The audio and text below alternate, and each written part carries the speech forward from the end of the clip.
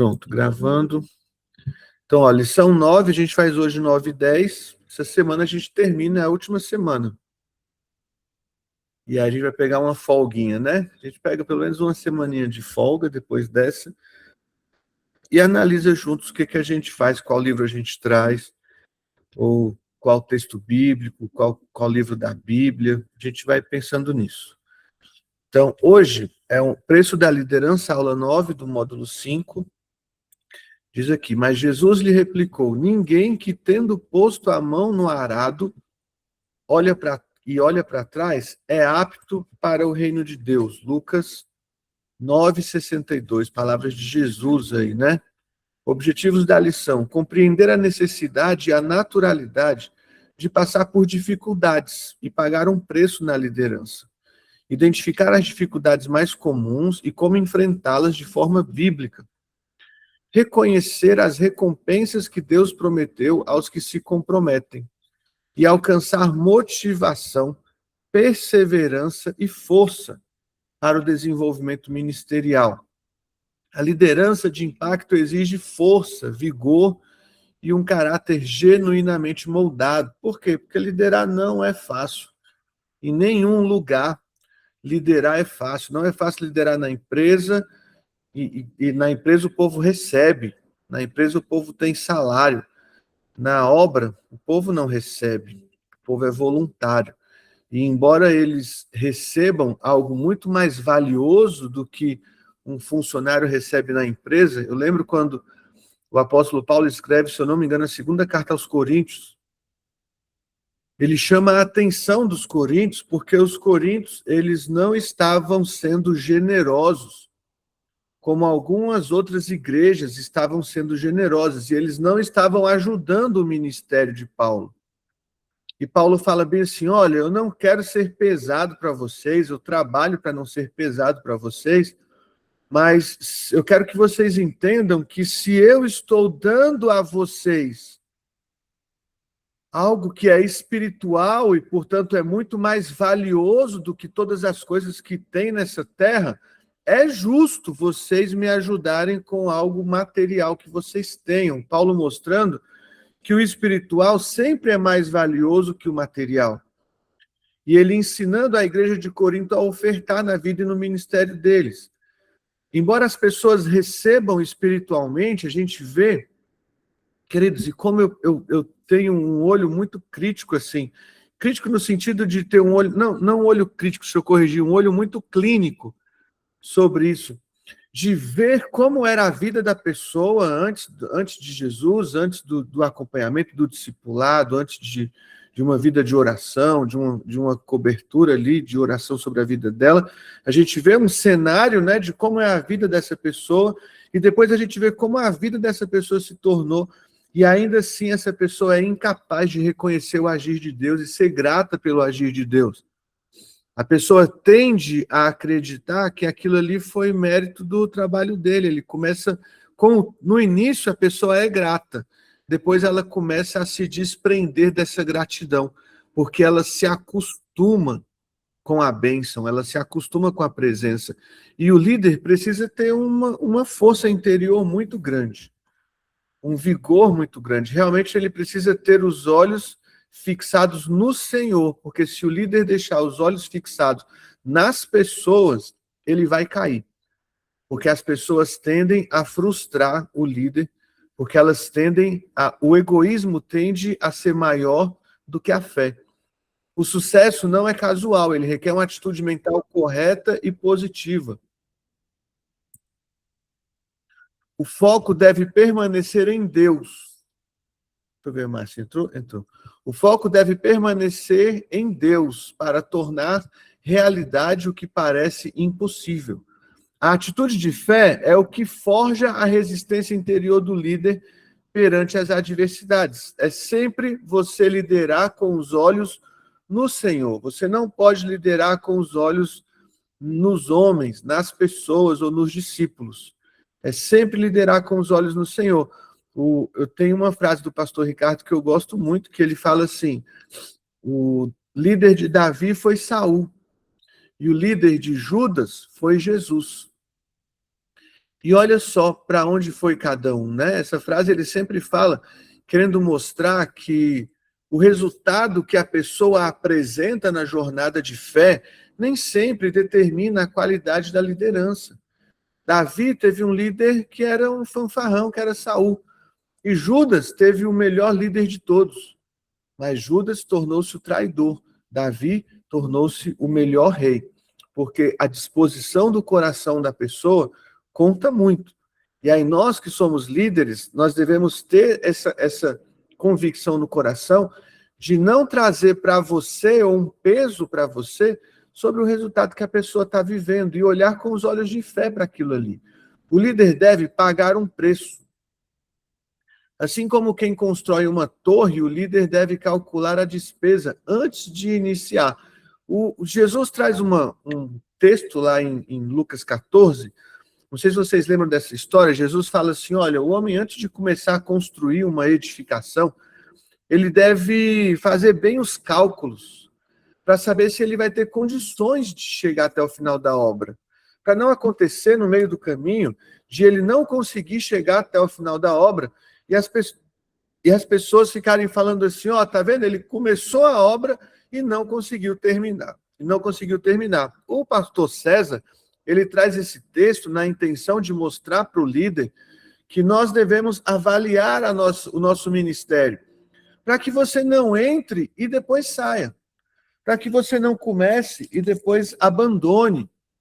Porque, como a gente leu lá no início, o Senhor não se agrada daquele que, colocando a mão no arado, ou seja, começando a fazer a obra, abandona e retrocede.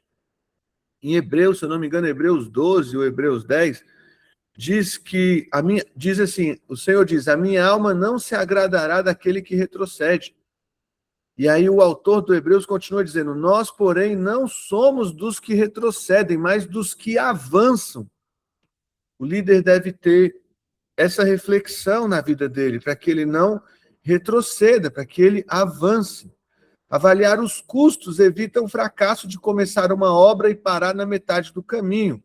Cristo ensina que o discipulado exige não renunciar ao chamado, custe o que custar, não renunciar ao chamado. Jesus não renunciou, e é engraçado porque Jesus, eu estava ontem assistindo uma fala do doutor Augusto Cury, e ele fala muito sobre Jesus, né? E ele mostrando como Jesus foi um líder tremendo, e ele se converteu estudando a mente de Jesus. Ele começou a estudar a mente de grandes líderes da humanidade, começou a estudar a mente de Jesus e se converteu, porque ele acreditou que Jesus era Deus a partir da forma com que Jesus encarava as coisas da vida. E Jesus, vendo aqueles homens que estavam com ele, sabendo o coração daqueles homens, andando com aqueles homens todos os dias, Jesus não desistiu daqueles homens, não desistiu do ministério. Pelo contrário, ele empoderou aqueles homens para que aqueles homens pudessem ver o poder que eles tinham nas mãos. É como se cada um daqueles discípulos de Jesus fosse um Gideão. E sabe, querido, eu olho tanto como as pessoas são Gideão e não percebem. Você já parou para pensar como você é um Gideão e você não percebe? Como Deus quer usar você para libertar um povo, mas você continua preso às desculpas que Gideão apresentou para Deus? Você continua preso. Gideão duvidou do chamado de Deus, Gideão duvidou que Deus era o Deus Todo-Poderoso que estava guardando por eles. Gideão não acreditou que Deus poderia livrar o povo, que Deus amava o povo, e não acreditou que Deus poderia usá-lo para libertar o povo. Gideão era um homem, era um grande guerreiro de Deus, um varão valoroso de Deus, que estava vivendo os seus dias simplesmente cuidando das suas coisas, simplesmente cuidando da sua vida. Nossa missão como líderes é mostrar para as pessoas como elas são Gideão. Como existe um varão valoroso, forte e valoroso dentro de cada ser humano, só que essas pessoas, elas não despertam para isso. Eu ontem, fazendo um pequeno estudo sobre uma igreja que eu descobri lá na Guatemala, ela está entre as 10 maiores igrejas do mundo. a igreja do pastor Cash Luna, e eu fui estudar um pouco sobre a história da igreja dele e vi que ele tem uma forte influência de um autor chamado Watchman Nee. E o Watchman Nee, ele traz nos estudos dele a teoria do homem vencedor. Vai ser meu próximo livro. Eu estou terminando essa semana o Temor do Senhor e eu vou para o homem vencedor do Watchman Nee, porque eu quero aprender a despertar com mais excelência no coração dos discípulos, no coração dos homens que estão ao meu redor, de que existe um homem vencedor dentro de cada um deles. Essa é a missão do líder, queridos. O líder precisa entender que vai haver dificuldades no caminho. A carreira diante de nós não é fácil. Não foi fácil nem para Jesus. Não foi fácil para Davi, não foi fácil para Isaías, não foi fácil para Daniel, não foi fácil para ninguém na Bíblia e não foi fácil para ninguém na história da humanidade. Nenhum líder da história da humanidade teve a sua carreira marcada por facilidades. Todos enfrentaram grandes desafios. O inimigo, ele atua ativamente para nos tirar da rota. A premissa do vencedor, para superar os obstáculos, o líder precisa primeiro conhecê-los. Eu vejo como Satanás ele é tão inteligente, tão tremendo assim, a inteligência dele. Vocês já pararam para pensar, queridos, por que Judas traiu Jesus? Quero ouvir vocês agora, se vocês puderem abrir o microfone, alguém que tem alguma teoria na mente. Por que Judas traiu Jesus? Você já parou para pensar nisso? Qual era a intenção de Judas em trair Jesus ou em entregar Jesus para os romanos? Por que Judas traiu Jesus? Vocês já estudaram sobre isso? Já ou nunca estudaram sobre isso? Alguém já estudou ou nunca nem estudou sobre isso? Bom dia. Bom dia. Então, Jesus, naquela época, o povo esperava o Messias, um libertador, né? Eles esperavam que Jesus fosse um rei glorioso que chegasse acabando com o Império de Roma, chegasse destruindo com poder e glória e se tornasse um rei ali na terra. Os judeus esperavam isso naquele momento. Eu acredito que foi muito uma questão de frustração também de Judas, no sentido de esperar por isso e de ver que Jesus não era aquilo. Exatamente. Eles esperavam um guerreiro literal, um Messias literal. Eles esperavam um general que viesse, levantasse a bandeira de Israel e falasse, bora para a guerra. E aí vem Jesus que fala assim, olha, se eles te derem um tapa, vira o outro rosto, cara. Essa é a nossa guerra. Veio um Jesus, um Messias, um libertador espiritual. Eles esperavam um libertador guerreiro, militar. E Judas, ele traiu Jesus simplesmente porque ele alimentou na mente dele, uma situação ou uma forma de ajudar a Deus. Por isso ele traiu Jesus. Ele foi trair Jesus e o que os estudiosos dizem é que a intenção principal era deixa eu entregar ele aqui, porque aí quando os caras arrocharem ele vai ter que vir para a guerra. Ele vai ter que vir para a batalha. E Jesus não fez aquilo. Aí Judas vai lá, entrega, devolve as moedas, só que já era tarde. Queridos, isso fala da astúcia do inimigo. O inimigo atua ativamente para nos tirar da rota. Você não pode confiar nas coisas que você acaba criando na sua cabeça. Você não pode confiar na inteligência humana. Você não pode confiar naquilo que Judas, pensando lá sozinho, cara, então eu vou fazer isso aqui, porque isso aqui, Jesus vai fazer assim. Não, o inimigo foi muito astuto com Judas. E ele é muito astuto com a gente. Porque ele tenta sempre usar o nosso intelecto, é a nossa razão. Nós pensamos, e a partir daquele pensamento, se nós não entendermos direito a estrutura da coisa toda, a partir daquele pensamento nós podemos cair como Judas caiu. Não estou falando que nós temos que ser irracionais. Eu estou falando que nós temos que pensar direito. O culto que Deus espera de nós é um culto racional, está lá em Romanos 12. Mas nós devemos pensar direito. E há uma linha mais aprofundada da filosofia que diz que a excelência do pensar ou a extrapolação da lógica, né? O que supera a lógica, o que supera o pensar, só existe uma coisa na vida capaz de ser maior do que o raciocínio, maior do que o pensamento, maior do que a lógica, é a fé. Há uma linha muito, muito aprofundada da filosofia que mostra que, ao contrário do que muita ciência diz, que a fé é a fuga da lógica, é a fuga da razão, há uma linha que diz que a fé é o contrário disso. A fé é a extrapolação da razão. Quando o ser humano alcança uma razão tão sólida, tão densa, ele constrói dentro de si a fé, porque ele percebe que a razão é limitada, ele precisa extrapolar aquilo, e a fé é o extrapolar a razão. Nós devemos agir muito mais e por fé, não por vista. Nós temos que ter cuidado de não conduzir a nossa vida a partir da lógica ali cartesiana e não nos prender à fé por conta disso. Dificuldades que o líder passa na jornada. Primeira dificuldade, a crítica.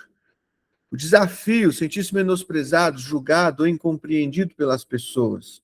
E eu digo que a dificuldade não é nem tanto a crítica. No livro, o pastor César fala, é a crítica. Mas eu digo que a dificuldade não é nem tanto a crítica. A dificuldade muito maior é o medo da crítica. Porque se você entender que haverá críticas e você perder o medo de ser criticado, show de bola, você vai voar. Só que nós fomos construídos desde a nossa infância, a maioria de nós, aprendendo a ter medo de ser criticado, a ter medo de ser rejeitado, a ter medo de que as pessoas olhem para nós e ria da gente. Nós crescemos com esse medo. E nós temos que entender que nós seremos criticados, sim. Seremos chamados de radicais, seremos chamados de irracionais, seremos chamados de fanáticos e de uma série de coisas. Jesus não foi compreendido, por que eu vou ser? Jesus foi chamado de Beuzebu, ele foi chamado de demônio. E ele, nesse momento em que ele foi chamado de demônio, ele vira para os discípulos e falam assim, olha, se estão chamando o mestre de demônio, imagine o que vão chamar os seus seguidores. Ele não foi compreendido, eu não espero ser compreendido. A solução de Jeremias, mas o Senhor está comigo como um poderoso guerreiro. Não mude suas prioridades, nem desanime diante das murmurações. Continue com os olhos no Senhor. Isso é uma missão árdua que o líder deve desenvolver na vida dele, uma habilidade muito difícil de ser desenvolvida, que deve ser desenvolvida. Permanecer com os olhos fixos no Senhor. Segunda dificuldade, o cansaço. O trabalho da liderança é exaustivo, pode acarretar imensa tensão e sobrecarga. Moisés aprendeu de forma vital a necessidade de delegar funções para não desfalecer. Queridos, liderar é cansativo. Liderar por questões... Quando você lidera por dinheiro, eu lembro que na loja, sempre que eu tinha equipes na minha mão, sempre essas equipes se davam muito bem, elas avançavam muito rápido. Por quê? Porque eu ajudava muito os meus liderados ali a melhorar a vida deles. Eles ganhavam muito dinheiro quando eu estava cuidando deles. Eles ganhavam muito dinheiro. Todo mundo que eu liderava que tinha um Samsungzinho, logo nos primeiros meses, trocava por um iPhone. Tinha tênis bom. A vida deles avançava. Eles compravam carro, a vida deles avançava. E era fácil liderar assim, porque eles estavam enchendo o bolso de dinheiro. E eles trabalhavam unicamente pelo benefício do bolso deles ali. Na liderança espiritual, é um pouco diferente disso. Embora todas as pessoas que estejam debaixo da liderança sejam altamente beneficiadas e vejam a vida delas avançar e prosperar, elas devem se empenhar por algo que não é meramente o umbigo delas, quando se fala sobre o Evangelho. O Evangelho não diz respeito a mim, mas diz respeito ao que eu faço pelos outros. Está muito mais ligado aos outros do que ao indivíduo. E há momentos em que é cansativo você cuidar de pessoas. Há momentos em que é cansativo. E nós precisamos ter isso em mente, para não achar que é um rio de flores, para não entrar achando que vai ser lindo. Não, não é lindo. Não foi lindo para Jesus, não foi lindo para os apóstolos. E não será lindo para nós também. A promessa de alívio, encontrar descanso na instrução de Jesus. Vinde a mim todos os que estáis cansados e sobrecarregados, e eu vos aliviarei. Embora cansados, nós temos em Cristo um lugar de descanso. Terceira dificuldade, o tempo. A ansiedade natural pelos resultados e a frustração com o aparente anonimato ministerial pode fazer com que você desfaleça, com que você desanime na fé. Muitas vezes a pessoa não quer esperar o tempo. Lembre-se de Davi, a gente falou sobre Davi em umas aulas atrás. Davi, ele era aquele menininho cuidando das ovelhas lá no campo do pai dele, esquecido pelo pai, rejeitado pelos irmãos, e ele naquele campo ali, cuidando das ovelhas, estava sendo preparado no momento de dificuldade, no momento de cansaço, no momento onde ele passava frio de noite, passava calor de dia. Ele estava sendo preparado pelo Senhor. Nós precisamos ter isso em mente. Nós precisamos aprender a descansar na soberania divina. Davi disse, nas tuas mãos estão os meus dias. E aí ele fala sobre o padrão de Jesus. Jesus viveu 33 anos aqui na Terra. 30 anos sem que ninguém o conhecesse direito. 30 anos ali bem quietinho. E 3 anos e meio de ministério público, os 3 anos e meio dele, os últimos 3 anos e meio da vida de Jesus, redimiu a humanidade inteira. Nós precisamos dedicar tempo de qualidade a Deus, ajudar a remir e organizar o nosso próprio tempo na Terra. Olha, a gente está tendo todos os dias, até o dia 26 agora, oração 5 horas da manhã, pelo Google Meeting, está sendo mandada no grupo lá do 144, está tendo oração todos os dias. Eu não vi vocês ainda participando dessa oração. E a gente está tendo oração todos os dias. Hoje foi o segundo dia desse propósito de oração, vai até o dia 26. Nós devemos dedicar tempo de qualidade a Deus. Sabe, o nosso tempo a Deus não pode ser apenas a célula, não pode ser apenas no culto. Nós temos que dedicar tempo de qualidade a Deus. Não estou dizendo que vocês não estão dedicando, mas nós temos que dedicar tempo de qualidade a Deus. Dificuldade 4, a solidão. A liderança traz inevitáveis momentos de distanciamento e isolamento. Isso é a coisa mais real do mundo. Eu me lembro que algumas vezes na vida eu já falei isso para Paula. Falei, amor, liderar é estar sozinho, muitas vezes. Muitas vezes, liderar é estar sozinho. Estratégia, períodos de solidão não são vazios, devem ser aproveitados ativamente para aumentar a vida devocional. É nesses momentos de solidão onde o líder deve ainda mais se aproximar de Deus.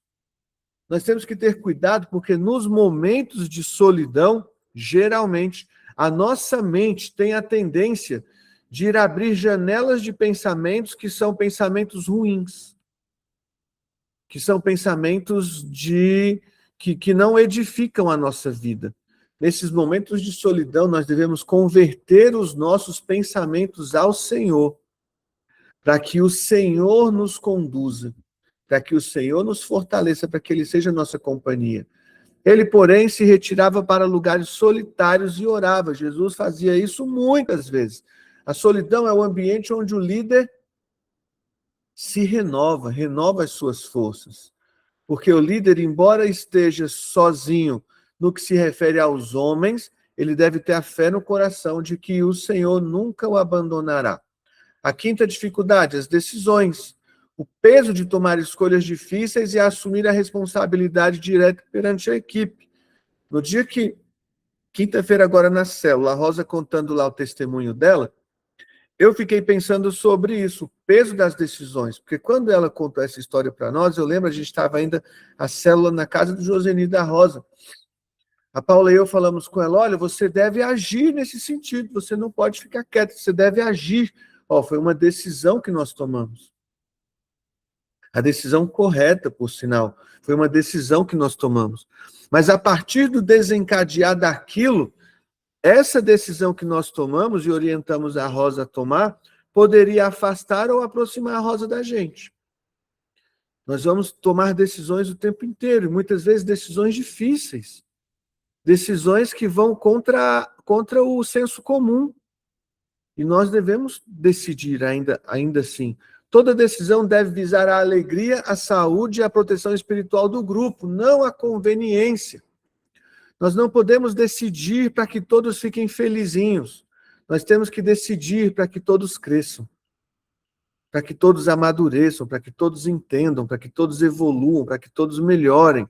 Paulo decidiu firmemente não voltar a encontrar os irmãos com tristeza, priorizando o bem maior da igreja. Ele não quis voltar para junto dos irmãos porque ele estava com o coração entristecido. E ele sabia que, líder que era, estando junto daqueles homens com o coração entristecido ali, os homens se entristeceriam também.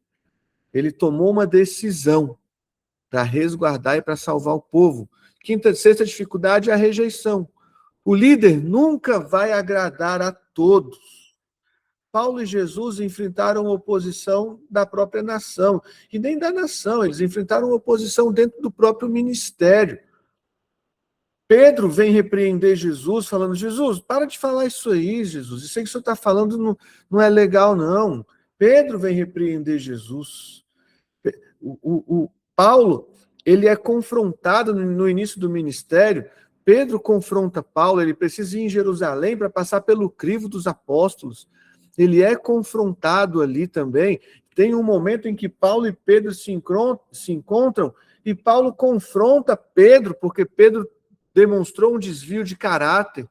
Sabe, queridos, nós vamos enfrentar oposição no nosso ministério, na nossa vida com Deus. Quanto mais reto diante de Deus você se apresentar, você deve se preparar ainda mais para enfrentar rejeição. Não ceder aos caprichos das pessoas apenas para comprar aceitação. O compromisso primário do líder, ele é com Deus. No mundo passais por aflições, mas tem de bom ânimo, eu venci o mundo. Ontem eu assisti uma pregação de uma pastora angolana, ela falando sobre o Ananias, o Misael, Azarias e o outro lá, Ananias, que era o Sadraque, Mesaque e Abednego, né? Falando que Nabucodonosor chega até eles e fala assim, olha, vocês não vão mais orar aqui, não. E eles falam assim, Nabucodonosor, então mata nós, porque a gente não vai parar de orar. É esse tipo de coisa. Embora as pessoas possam vir a te rejeitar pela sua fé, você tem que ter força interior o suficiente para não parar, para não se entregar diante da rejeição daquela pessoa. E Jesus nos promete uma recompensa. A carreira exige um preço elevado, mas a recompensa divina excede qualquer expectativa humana. Promessa de governo espiritual e autoridade para moldar gerações. Ao vencedor que guardar até o fim as minhas obras, eu lhe darei autoridade sobre as nações. O trabalho é duro, mas a recompensa vale a pena. O trabalho é duro, mas a recompensa é maior. O apóstolo Paulo fala assim, embora eu passe por momentâneos momentos de sofrimento, de agonia, de perseguição, de privação, eu sei que a glória eterna que há de vir excede todas as dores que eu passo agora no presente. Sabe, queridos, nós fomos ensinados que nós precisamos viver o bom agora. Nós fomos ensinados que nós precisamos receber o melhor agora. Tem uma pregação do Juliano Som que ele fala sobre isso, sobre o ensino cristão ocidental e o ensino muçulmano, que é oriental. No ensino cristão ocidental, o que nós temos aprendido e o cristianismo, ele foi, de certa forma, contaminado por um ensino que é Deus vai te abençoar agora. E aí nós aprendemos a correr atrás da bênção agora. Nós queremos crescer nas coisas materiais, nós queremos receber a bênção do Senhor, o cuidado do Senhor. E para muitos de nós, mesmo a gente falando, externando, mesmo a gente falando que não é, internamente é o que acontece na maioria absoluta de nós cristãos ocidentais. Nós esperamos receber o galardão agora, a recompensa agora, enquanto o muçulmano não. Por que o muçulmano vira um homem-bomba? Não estou falando que a gente tem que ser homem-bomba, mas por que o muçulmano vira um homem-bomba? Porque ele acredita muito na recompensa que ele vai receber por aquilo. Por que o muçulmano abre mão da vida dele aqui na Terra? Pela fé dele, porque ele acredita muito na recompensa. Sabe, eu vejo que nós cristãos, a maioria de nós, infelizmente, a maioria esmagadora, não está disposta a sofrer os danos do cristianismo aqui na Terra. Não está disposta. A maioria de nós, eu acredito que, e eu me incluo nisso também, tá? Eu acredito que se nós voltássemos lá para o século II, para o século III, se nós voltássemos para o século XVI, que foi ali a época da Inquisição, a época da perseguição, da Inquisição da Igreja Católica contra o protestantismo, eu acredito muito que nós cederíamos. Muito. Se nós vivêssemos ali na época de Nero, na época do apóstolo Paulo, porque Nero, ele fez aquela besteira que ele fez em Roma e ele culpou os cristãos. Ele culpou os cristãos por ele ter colocado fogo em Roma. Ele responsabilizou os cristãos. E os cristãos, naquele momento ali, eles foram amplamente perseguidos. Amplamente perseguidos. E eles eram muito incentivados a negar a fé, ou eles morreriam. E muitos morreram. Muitos morreram. O apóstolo Paulo é um desses, que morreu por uma dessas atitudes de Nero.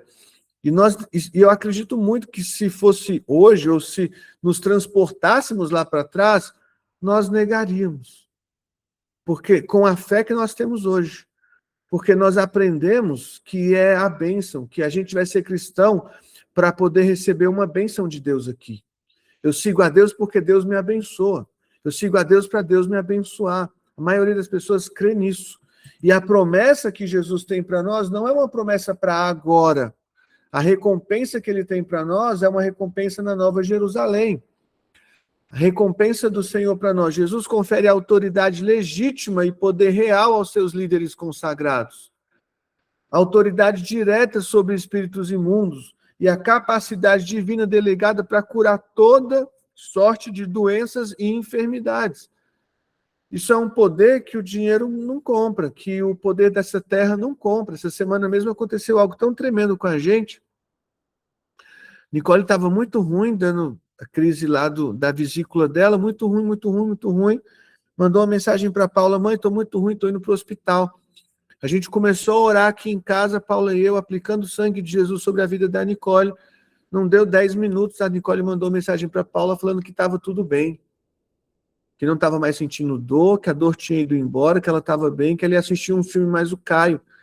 Sabe, queridos, esse tipo de recompensa, as coisas da terra não trazem para nós. As coisas da terra não dão a nós esse tipo de poder. O preço pago na forja do caráter converte-se em autoridade espiritual visível e incontestável. E nós temos vivido tanto isso aqui em casa, a gente tem vivido tanta resposta de oração, tanto milagre no Senhor, meu Deus do céu, que às vezes eu fico pensando, gente, eu confesso para vocês que eu fico pensando, Senhor, será que isso foi porque a gente orou? Porque parece que todas as orações têm resposta. Parece que todas as vezes que a gente ora, o Senhor prontamente nos atende. Isso é uma recompensa muito grande que o Senhor tem para aqueles que perseveram. E aí, entre elas, retribuição e prosperidade. O recebimento do cêntuplo, 100 vezes, ainda nessa vida. Casas, irmãos, campos. Jesus falou, ele falou, todo aquele que deixar pai, mãe e irmãos por minha casa, por minha causa, receberá ainda nessa vida 100 vezes mais. Ele prometeu para os discípulos, né? O discípulo chega para ele e fala: Senhor, e nós, né? Isso aqui é na situação lá do jovem rico, né? Que Jesus fala: como é difícil o rico entrar no reino dos céus. E aí vem o discípulo de Jesus e fala: e nós, que deixamos tudo? E aí Jesus solta essa: que nós receberemos ainda nessa vida 100 vezes mais pais, mães e irmãos, né? Olha só, no futuro, no mundo por vir, a garantia absoluta da vida eterna. Queridos, essa garantia absoluta da vida eterna, ela é unicamente para aqueles que obedecem ao Senhor. Muitas pessoas, elas vão à igreja crendo na garantia da vida eterna, mas elas estão desobedecendo eternamente a Cristo. Como que eu obedeço eternamente a Cristo e eu espero receber a salvação eterna dele? É um negócio que não é muito congruente, essa doutrina. Prosperidade em todas as dimensões, crescimento em todas as áreas da vida do líder. A prosperidade exterior e a saúde física são diretamente proporcionais à prosperidade da alma. O apóstolo João, quando escreve a terceira epístola dele, ele fala: eu desejo que você seja próspero, como próspera é a sua alma. A nossa vida exterior, ela vem muito a partir de como é a nossa vida interior. Conclusão: nascemos para liderar e influenciar gerações positivamente. Não importa o tamanho do preço, é Deus quem trava as batalhas por nós. Temos nossa parcela de sacrifício, mas a retribuição divina será sempre infinitamente maior. Jesus é a nossa maior obra e o modelo supremo de entrega, liderança e glória eterna. E, queridos, em Jesus nós temos o modelo ideal. Você é um cristão? Você acredita que você é um cristão? O que vocês me dizem? Balança com a cabeça aí. Você acredita que você é um cristão? O que você acha aí? Você é um cristão? Se eu sou um cristão, eu devo seguir a Cristo, não é verdade? Se eu sou um cristão, eu devo ser igual a Cristo, não é verdade? Se eu sou um cristão, eu devo estar disposto a pagar o preço que Cristo pagou, pelo propósito que Cristo pagou.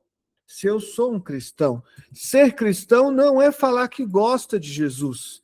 Ser cristão é ser como Jesus. Lição 10, última lição do módulo 5. O líder e a formação de seus discípulos. E crescia Jesus em sabedoria, estatura e graça diante de Deus e dos homens. Lucas 2, 52. Isso aqui é a sequência do que a gente falou na célula quinta-feira, esse texto. Lucas 2, 52. É a sequência do que a gente falou sobre Jesus lá, quando tinha 12 anos. Os objetivos da lição: identificar e assumir as responsabilidades na formação de pessoas, conhecer as ferramentas dadas por Deus para formar discípulos, reconhecer as áreas para o estabelecimento de bons hábitos espirituais, determinar a forma correta de conduzir o crescimento dos discípulos. A responsabilidade principal do líder é conduzir o discípulo à maturidade espiritual. Nosso exemplo absoluto é Jesus. Jesus, ele crescia com Deus, consigo mesmo e com os outros. Ele crescia em graça para com Deus, ele crescia em sabedoria e estatura, ele crescia em graça para com os homens. Nós precisamos evoluir nesse nível, nós precisamos crescer diante de Deus, crescer conosco, com nós mesmos e consigo mesmos, e crescer com os outros, diante dos outros. É o nosso desafio enquanto discípulos, porque todos somos discípulos, ou todos somos chamados a ser discípulos, e é o nosso desafio enquanto líderes, porque todos somos chamados a liderar. Pilar 1, seu relacionamento com Deus. Buscai, pois, em primeiro lugar, o reino de Deus e a sua justiça, as suas obras, a prática do reino de Deus. A prioridade absoluta na formação de um discípulo é ajudá-lo a crescer e amadurecer em seu relacionamento com Deus, oração, estudo da palavra e jejum. É ensinar a pessoa a se desligar um pouco, ou muito de preferência, dessas coisas aqui. É ensinar a pessoa a gastar tempo orando, queridos. Eu fico observando algumas vezes, por exemplo, como foi na célula agora, quinta-feira, onde nós tiramos um tempo de oração, e é curioso como vocês, muitas vezes, a impressão que eu tenho é que não oram. Porque ora pelo seu irmão e a gente não ouve nada. Não ouve nada, não se ouve nada. O líder deve ensinar o discípulo a orar, para que o discípulo evolua na oração dele, para que ele cresça na oração dele. Porque, queridos, sem oração, nós estamos fadados à queda sem uma vida de oração. Sem uma vida de estudo da palavra, nós estamos prontos para cair, porque a palavra é o que nos alimenta. É a palavra que nos dá sustento. É através da palavra que nós evitamos a queda, que nós evitamos o pecado. Porque quando o pecado bate a porta, você precisa ter esse alimento da palavra de Deus para confrontar. Não foi isso com Jesus lá no deserto? Jesus no deserto, Satanás veio tentar Jesus, como ele tenta a gente todos os dias. Como que Jesus venceu a tentação de Satanás? Através da palavra. É através da palavra que nós vencemos a tentação do maligno e através do jejum. Porque existem situações na vida em que nós só venceremos com jejum e oração. Existem provas que nós passaremos na vida, testes que nós passaremos na vida, que nós só venceremos através do jejum e através da oração. A chave mais poderosa para abrir as portas espirituais é uma vida de oração. Estabelecer um devocional, orientar a adoção de um caderno devocional diário, ter o seu caderninho de oração, ensinar os modelos de oração, com base no tabernáculo ou nos 10 níveis de oração. Esses 10 níveis de oração eu nem conheço, esse modelo aqui. Do tabernáculo eu já levei na célula para vocês, do Pai Nosso eu já levei também, do Salmo 23 já levei também. Ensinar os modelos de oração, dar oportunidades, incentivar que orem nas reuniões de célula e discipulado, e ensinar a orar com fundamento na palavra de Deus. Queridos, eu tenho aprendido muito e tem sido muito bom essa oração de madrugada. A Paula e eu já devemos estar aí indo para 4 meses orando de madrugada seguidamente, com algumas faltas, em dias muito cansativos, em dias realmente muito exaustivos ali, não foram 4 meses seguidos, sem nenhuma falta, mas eu digo a vocês que no início é duro, é difícil, mas logo vai se tornando necessário, logo vai se tornando de uma forma que o corpo começa a acordar sozinho para orar. E você acorda e já não tem mais aquele sono todo. Durante o dia durante o dia eu sinto tanta dor nos olhos, mas ali no momento da oração você já não sente aquele cansaço todo. No início é cansativo, mas logo passa. E eu quero incentivar vocês a dedicar tempo orando de madrugada, ali logo no início do dia, antes do sol acordar, antes do sol despertar. O estudo da palavra, o complemento perfeito da vida de oração. Plano de leitura, a gente já tem o plano de leitura da igreja. 3 capítulos por dia. E, queridos, eu fico tão triste quando eu vejo que muitas vezes as pessoas, alguns de vocês, ou discípulos, colegas meus irmãos de célula, as pessoas da igreja, pessoas que não são da igreja, mas que são cristãos, se dizem cristãos, que eles não têm o costume de ler a Bíblia. Não têm o costume de estudar a Bíblia. Ontem eu fui estudar novamente Lucas 2, 41 até o 49, que a gente estudou na célula. Naquele texto, queridos, eu anotei 5 folhas ali no meu caderno. Daquele textinho, olha só, um texto tão curto, mas eu consegui tirar 5 folhas de comida de dentro dele para mim. Sabe, nós temos que não só ler a Bíblia, mas é estudar a Bíblia. Estudar. Lembra da sua época de faculdade, da sua época que você estava estudando, ou na faculdade, ou na escola fundamental e média? Você precisava anotar, você precisava fazer rascunhos, você fazia mapas mentais, você ficava lendo e repetindo aquele texto, aquela fórmula matemática, você decorava aquele negócio, porque você ia ter uma prova no outro dia. Você ia passar por uma prova. Queridos, nós passamos por prova todos os dias. E se você não estudar a palavra, não decorar a palavra, não tiver firmeza da palavra no seu coração, você vai ser reprovado na prova que a vida traz para você.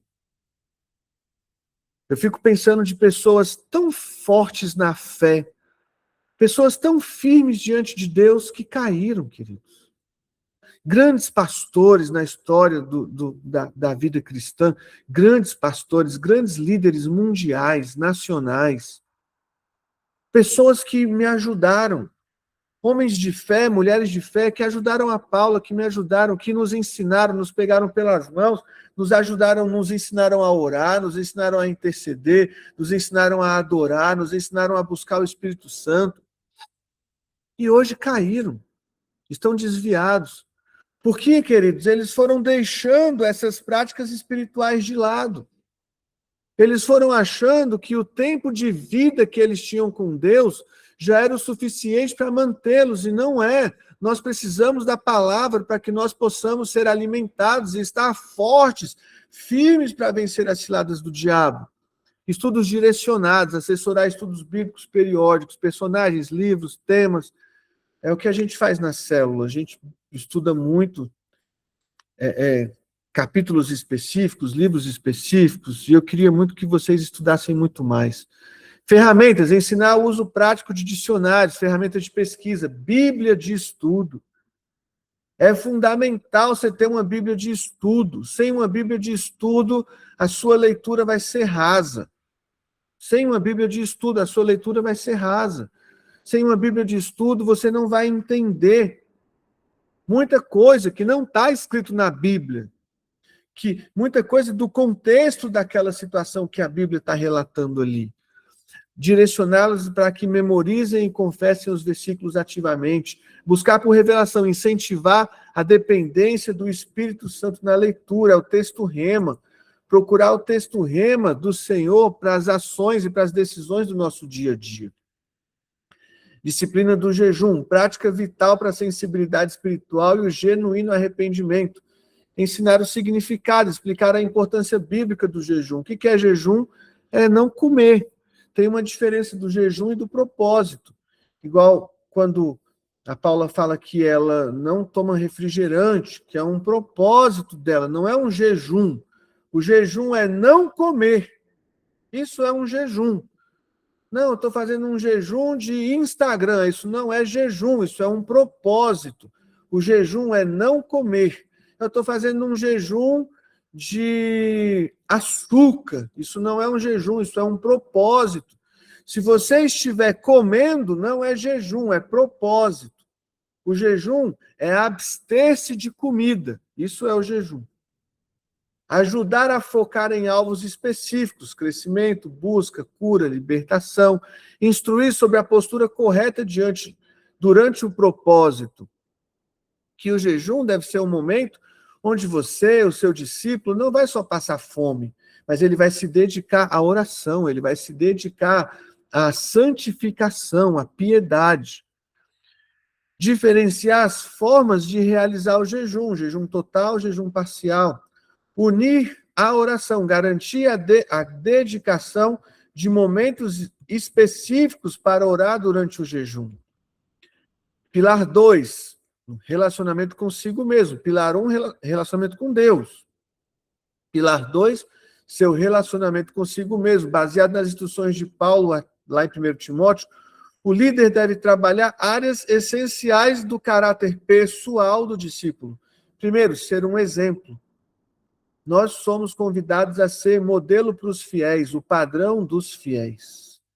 Como que eu vou ser um exemplo? Me preparando, sendo diligente, sendo atencioso, sendo cuidadoso, cauteloso, observando os detalhes, corrigindo os meus erros, corrigindo as minhas debilidades, as minhas falhas de caráter, trabalhando nelas para que elas não se multipliquem, para que elas não aumentem. Se eu errar, que eu erre apenas uma vez e me corrija logo em seguida. É assim que nós vamos cuidando para ser modelo para os fiéis. Ensinar a ser um exemplo, integridade na palavra, conduta, amor, espírito, fé e pureza. zelo com as palavras, evitar fofocas, conversas infrutíferas, palavras torpes, palavras que não edificam, palavras que não ajudam, que não alimentam, que não abastecem, palavras que não contribuem para o bem. O que deve sair da nossa boca? Tudo que for honroso, tudo que for de virtude, tudo que for bondoso, é isso que deve ocupar o nosso coração e sair pela nossa boca. A postura, corrigir atitudes, expressões e gestos corporais inadequados. Ajudar, as pessoas estão acostumadas. Pensa, seu discípulo está vindo de uma vida inteira sem Deus. Uma vida inteira ensinado pelo mundo. E agora nós vamos ajudar essas pessoas a entender a vida pelos olhos da fé. Desenvolver a capacidade de expressar bons pensamentos e sentimentos. Pensar bem, pensar da forma correta, como a pastora Eline falou no encontro dos líderes. Eu vou pensar o bem, não pensar o mal. Pensar o bem, desenvolver profundo respeito e compreensão interpessoal, aprender a se relacionar com a célula, com o mundo ao seu redor, ensiná-los a preparar-se, foco constante na leitura, na exortação e no ensino, conduzir na leitura sistemática dos livros. E quando eu li isso aqui, eu pensei que a gente pode fazer isso nas próximas semanas. Cada semana ler um livro, ou cada mês ler um livro da visão. Cada mês ler um livro ali do pastor César. São livros que, pelo menos a mim, têm edificado muito. Eu devo ter aqui em casa, eu acho que uns 15 livros do pastor César. A gente pode estar lendo esses livros juntos. Cultivar o interesse por outras literaturas cristãs e formação profissional. Por exemplo, o Marcelo e eu estamos lendo lá O Temor do Senhor. Daqui a pouco a gente termina o Temor do Senhor. Aí eu vou para o Homem Vencedor do Atmani. Nós precisamos, assim, é bom nós estarmos lendo, porque são homens de Deus, homens de fé, mulheres de fé, que viveram as experiências deles e ensinaram ali, escreveram para que nós possamos aprender através da experiência deles. Eu acho que é muito válido isso para nós. Motivar os discípulos a dividir o que aprenderam durante as reuniões, assimilar o hábito de ensinar como parte da própria preparação. A preparação contínua do líder é essencial. Eu tenho observado a formação de líderes da igreja. E eu acredito de verdade que a célula que está mais trabalhando formação de líderes é a nossa célula.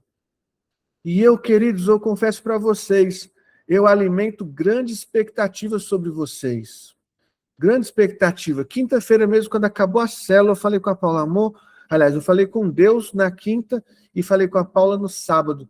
Eu falei com Deus, Senhor, eu estou indo dormir hoje tão frustrado. Eu falei com Deus, estou indo dormir tão frustrado porque a gente está dedicando tanto a ensiná-los sobre liderança e eu ainda percebo uma forte resistência sobre isso no coração de vocês, da célula no geral ali. E assim, queridos, eu vou continuar trabalhando isso aqui com as minhas forças e orando e buscando para que vocês tenham corpo ali, tenham alimento sobre isso sólido na mente de vocês, no coração de vocês, para que o Espírito Santo venha completar a obra na vida de vocês. Ensiná-los a serem dirigentes, tem cuidado de ti mesmo e da doutrina. Cuidado integral, não descuidar de si mesmo, nem dos princípios recebidos. Sabe por que as pessoas caem? As pessoas caem porque elas abandonam o cuidado. Elas abandonam o cuidado, principalmente o cuidado da doutrina. O que é a doutrina? São as verdades bíblicas. As verdades bíblicas são doutrinas bíblicas para nós. E as pessoas abandonam a doutrina. Elas abandonam, elas acham que é possível viver uma fé sem as doutrinas bíblicas. Sendo que as doutrinas bíblicas é que moldam a nossa fé, queridos. Nós precisamos crer que Jesus é o Senhor, que Jesus é o Salvador. Nós precisamos crer que Jesus é o advogado hoje e que um dia será o juiz. Isso é uma doutrina bíblica. Nós precisamos crer na remissão dos nossos pecados pelo sangue de Jesus. Isso é uma doutrina bíblica. Nós precisamos crer nas doutrinas e viver as doutrinas para que a nossa fé seja substancial, para que ela não mingue, para que a gente não morra. E nós precisamos crescer no aprendizado e na vivência da doutrina. O apóstolo Paulo fala para os filipenses, pratiquem a sua salvação. O apóstolo Tiago fala, a fé sem obras, ela é morta. O apóstolo Tiago diz, você vem para mim e fala que tem fé, mas eu não vejo as suas obras. E aí vem um outro que nem fala que tem fé, mas pelas obras dele, eu vejo o tamanho da fé dele. Nós devemos praticar a nossa salvação, praticar a fé, diariamente, continuamente, manter constância em praticar todos os conselhos e ensinamentos.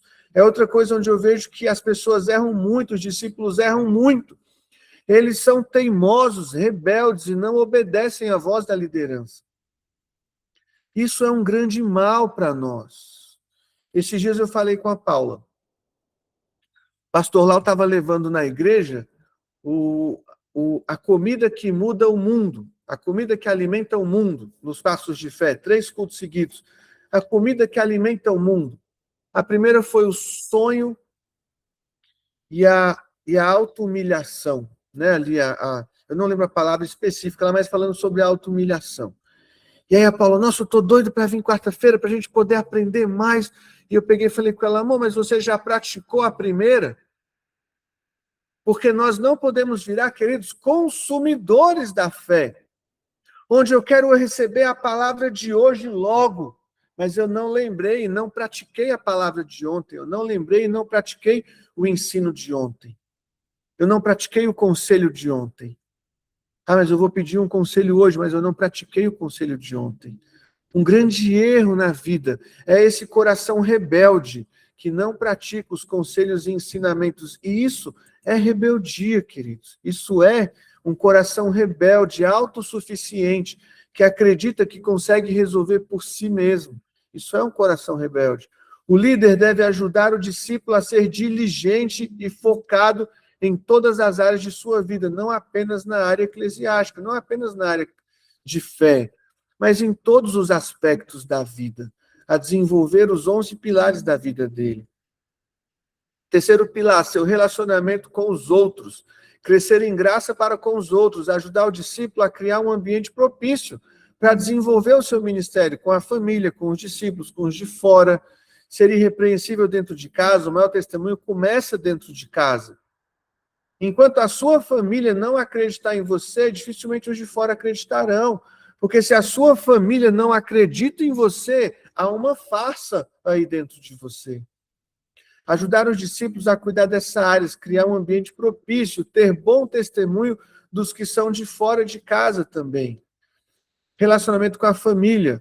Ensinar que o ministério deve ser o reflexo do comportamento dentro de casa. A Bíblia diz que aquele que não consegue cuidar da sua própria casa, ele não está apto a cuidar das coisas de Deus. Ele não está apto a ter um ministério, a cuidar da obra de Deus, porque ele não conseguiu cuidar nem da casa dele. Motivar a inserção e o engajamento da família na visão. Eu acho muito bonito o projeto que o Joseni está fazendo. O Joseni está colocando a família dele inteira diante de Deus. E ele está apresentando a verdade para a família. Se a família vai permanecer ou não, não é responsabilidade dele, mas ele está arrastando a família inteira para dentro do reino de Deus. E aí vai caber a cada um permanecer ou continuar. Isso é algo muito bonito que nós devemos aprender com o Joseni e praticar também.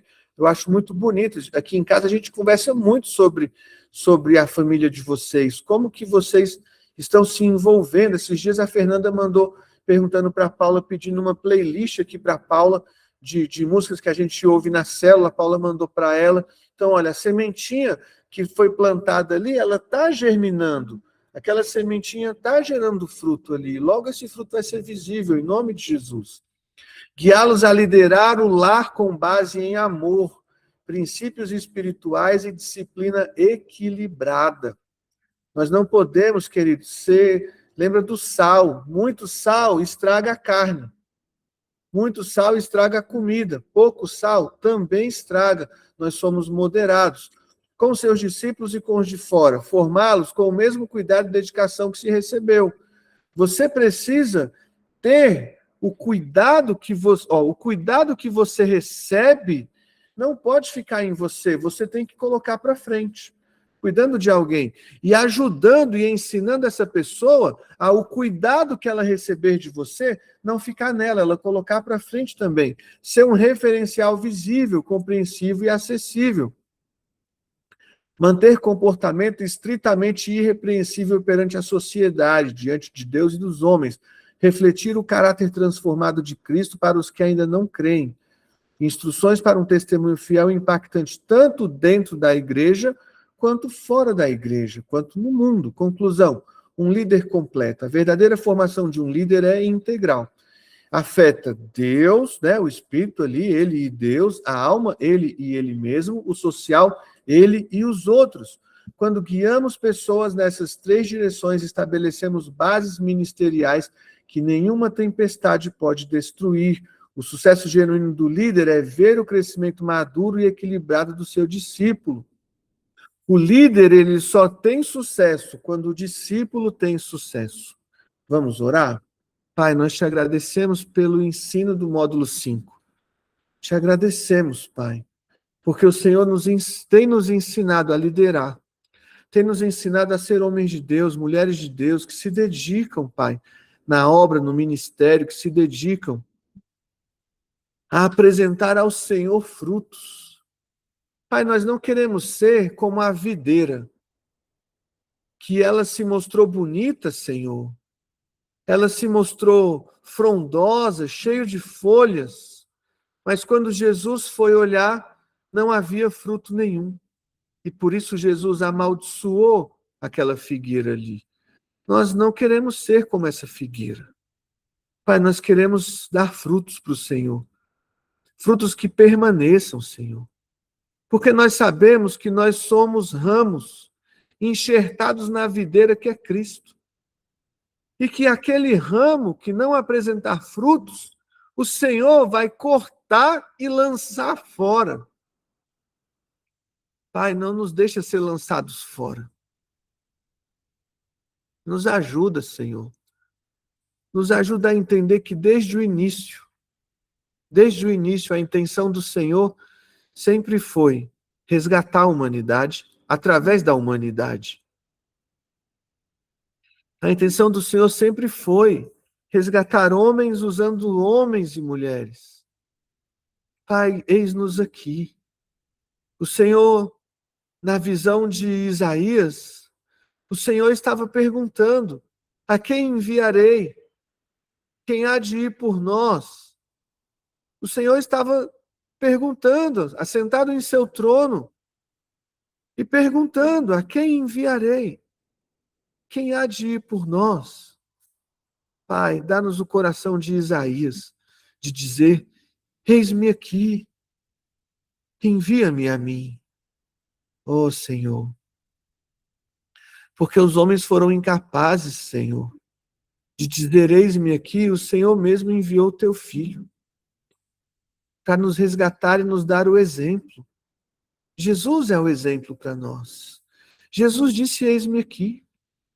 Jesus disse que a comida dele era fazer a vontade do Pai.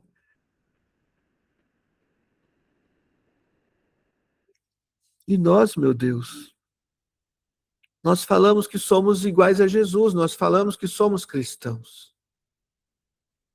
Dá-nos a mente de Cristo, o caráter de Cristo, dá-nos o coração de Cristo, meu Deus. Nos ajuda, Senhor, a ser como Cristo nessa terra. Nos ajuda a entender, Pai, no fundo da nossa alma, nos ajuda a entender, Senhor, a nossa missão diante das pessoas nessa terra. E nos ajude a cumprir isso. Pai, nos ajude a cumprir isso. Eu oro a Ti, em nome de Jesus, eu aplico sobre a nossa vida o sangue de Jesus. O sangue que verteu dos pés de Jesus quando ele foi cravado naquela cruz. Para que o Senhor endireite os nossos passos, endireite o nosso caminho. Para que o Senhor fortaleça os nossos passos e nos conduza, Senhor. Nos conduza no caminho de Jesus. Nos conduza no caminho de Cristo, meu Deus.